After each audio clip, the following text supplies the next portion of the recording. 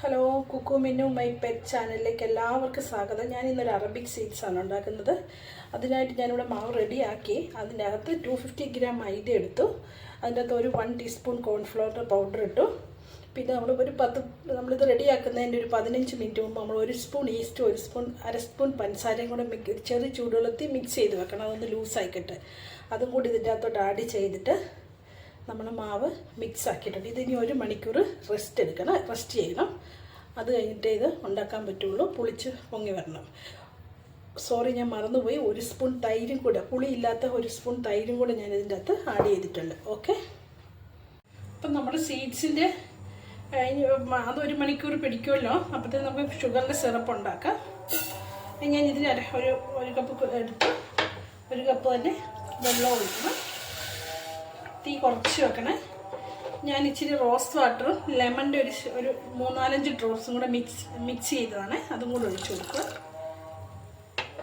പിന്നെ ഒരു ഏലക്ക അതിൻ്റെ അകത്ത് ഇട്ടിട്ടുണ്ട്.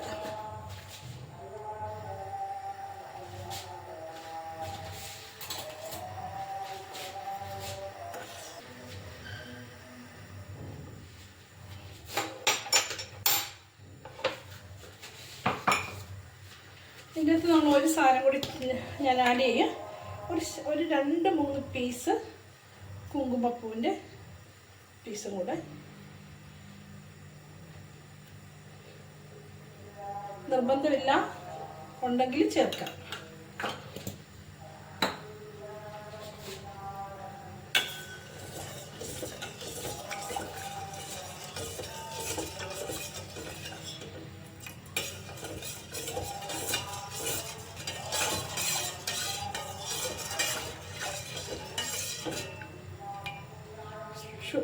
ഷുഗർ സിറപ്പ് അറിയാലോ, നൂല് പരുവാണ്.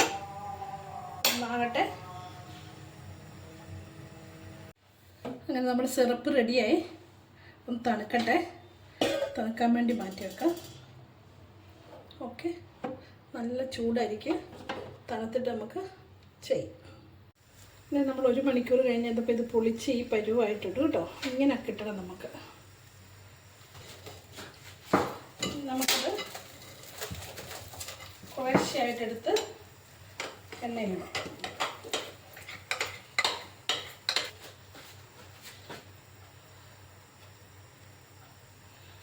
ചെറിയ ഉരുളകളാക്കി. എണ്ണ നല്ല ചൂടായി കിടക്കണം. കുറച്ചെടുത്താൽ മതി, കാരണം ഇത് വലുതാവുക. എനിക്ക് കൈ കൊണ്ടെടുക്കുന്ന എളുപ്പം.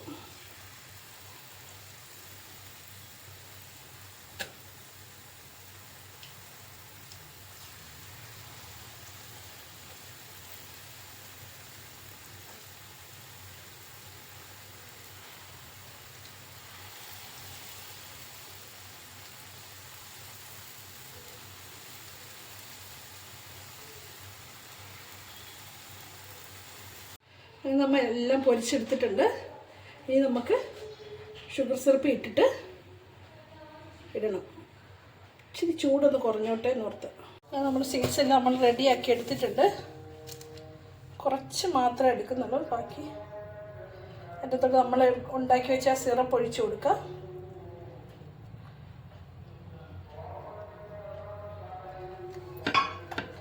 എന്നിട്ട് ഞാൻ കുറച്ച് വെളുത്ത എള്ളില്ലേ, അതിങ്ങനെ ഇട്ട് കൊടുക്കും. വെളുത്ത എള്ള് ഒരു ഭംഗിക്ക് വേണ്ടി.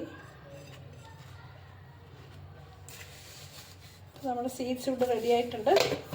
ഇത് നിങ്ങളെല്ലാവരും ഉണ്ടാക്കി നോക്കണം. ഇഷ്ടപ്പെടുവാണെങ്കിൽ എൻ്റെ ചാനലൊന്ന് ലൈക്ക് ചെയ്യണം, ഷെയർ ചെയ്യണം, സബ്സ്ക്രൈബ് ചെയ്യണം, ബെല്ലൈക്കൺ അമർത്തണം.